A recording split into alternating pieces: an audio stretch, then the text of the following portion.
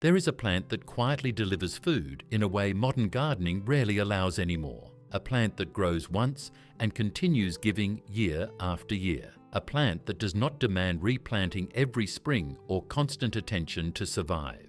A plant that produces harvests measured in decades rather than seasons. And at one time, this plant stood in ordinary American gardens without attracting attention because abundance had not yet become unusual. It produced fruit continuously in mild climates, extended harvests in cooler ones, and stored so well that households relied on it through months when fresh produce was otherwise scarce. And yet today, most people have never heard its name or seen it growing, even though it once fed families quietly and reliably, without drama. Old photographs still exist if you know where to look. Black and white images from rural farms where a single plant rises taller than the person standing beside it, its branches heavy with clusters of fruit hanging close.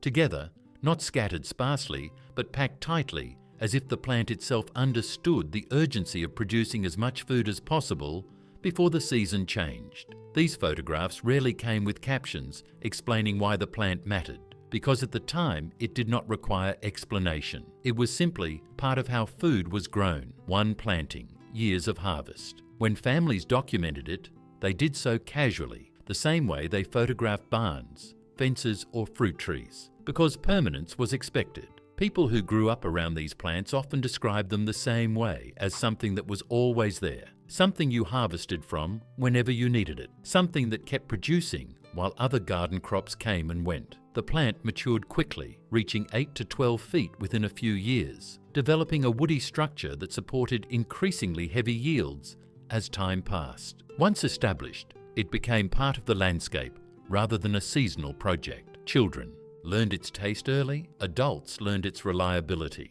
neighbors learned how easily it could be shared. The fruit itself hung in dense clusters, elongated and smooth, colored red, orange or yellow depending on variety, each one ripening gradually so that harvest did not arrive all at once and overwhelmed storage space. The flavor carried brightness and acidity, balanced by subtle sweetness, making it useful across many preparations, fresh when peeled and sliced, cooked into sauces that held their structure, preserved into chutneys that stored well, dried for long keeping, or held whole in cool conditions where they remained usable long after most garden produce had spoiled. Storage changed everything, because food that lasts reshapes planning, reduces urgency, and smooths out scarcity. What set this plant apart was not a single feature, but the way all its traits worked together. Production began early, often in the second year, reaching full capacity by the third. Mature plants regularly produced 50 to 100 pounds of fruit annually,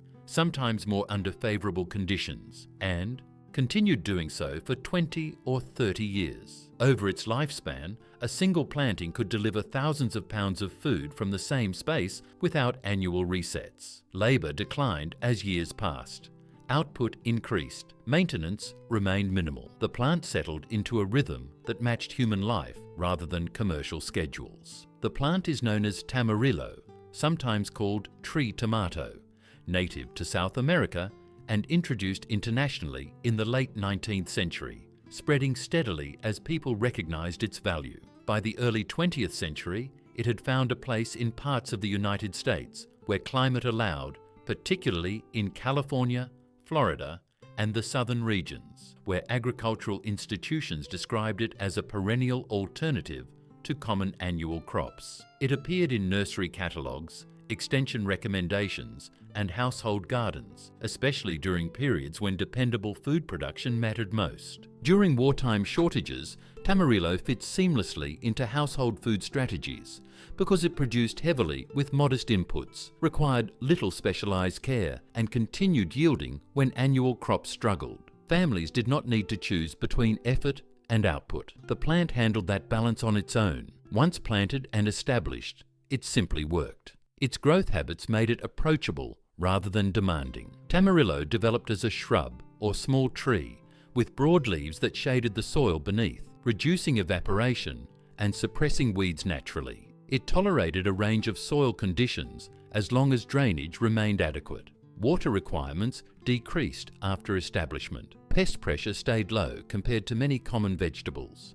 Disease issues occurred infrequently. Light pruning improved structure and access, though heavy intervention was unnecessary. The plant did not require constant correction to perform. Climate determined how long it lived, though even here the requirements remained reasonable. Tamarillo tolerated light frost and recovered from minor cold damage, though severe freezes could end above-ground growth. In frost-free or near-frost-free regions, the plant behaved as a long-term perennial. In cooler zones, container growing allowed winter protection, extending productivity beyond outdoor limits. In all suitable environments, effort remained low relative to yield. Despite these advantages, Tamarillo gradually disappeared from American gardens after the mid-20th century, and the timing aligns closely with broader changes in agriculture, commerce, and suburban life. Food production increasingly shifted towards systems built around repeat transactions rather than longevity. Annual planting cycles supported continuous sales of seeds, transplants, fertilizers, and chemicals. Perennial food plants reduced demand for these inputs. As hybrid tomatoes advanced through breeding programs focused on uniformity, shipping durability, and synchronized harvests, investment flowed toward crops that fit centralized distribution and commercial logistics. Tamarillo attracted little attention in that environment.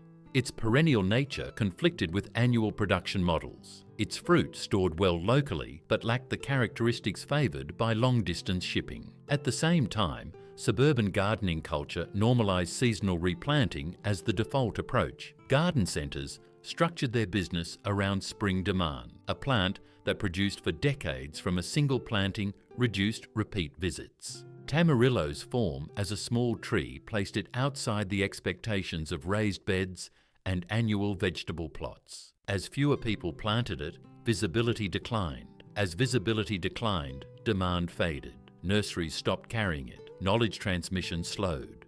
Within one generation, familiarity disappeared. Institutional support followed similar patterns. Agricultural extension services increasingly prioritized commercial scale production rather than household food resilience. Tamarillo never developed into a large commercial crop within the United States, not because it failed biologically, but because infrastructure, processing systems, and market pathways favored annual commodities. Without institutional reinforcement, practical knowledge eroded. Severe cold events during the mid-20th century damaged existing plantings in marginal climates. Replanting did not occur widely. The chain of continuity broke quietly. What stands out is that Tamarillo continued thriving elsewhere. In New Zealand, it developed into a recognized commercial fruit. In South America, it retained its place in local agriculture. In parts of Australia, cultivation persisted. The plant itself continued producing wherever conditions allowed.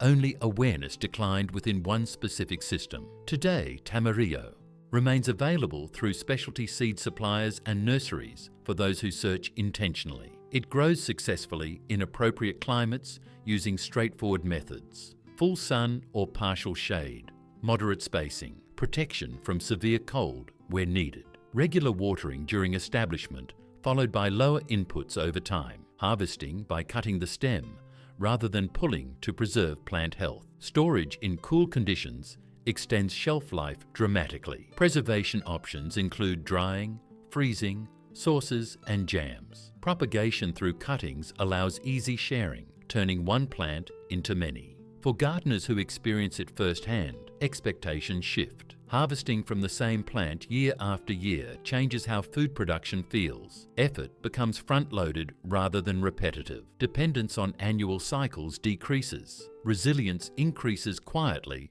rather than dramatically. The garden begins behaving like a long-term system rather than a seasonal project. Tamarillo represents a broader category of perennial food plants once integrated into everyday life. Plants that offered cumulative yields, resilience, and reduced labor. As annual systems expanded, these plants faded from common use. The result left modern food production structured around repetition rather than continuity, even in places where alternatives remain viable. Restoring this knowledge restores choice. It reconnects households with long-term food planning. It shifts attention away from yearly resets towards sustained productivity. Each planting becomes a demonstration rather than a statement. One plant, decades of harvest, minimal maintenance, food that stores, knowledge that spreads through experience rather than promotion. The plant better than tomatoes still grows. It still produces. It still fits human timescales rather than commercial ones. Once planted, it asks for patience instead of repetition, and in return, it delivers abundance measured in years rather than weeks, quietly waiting for those willing to remember what used to be ordinary.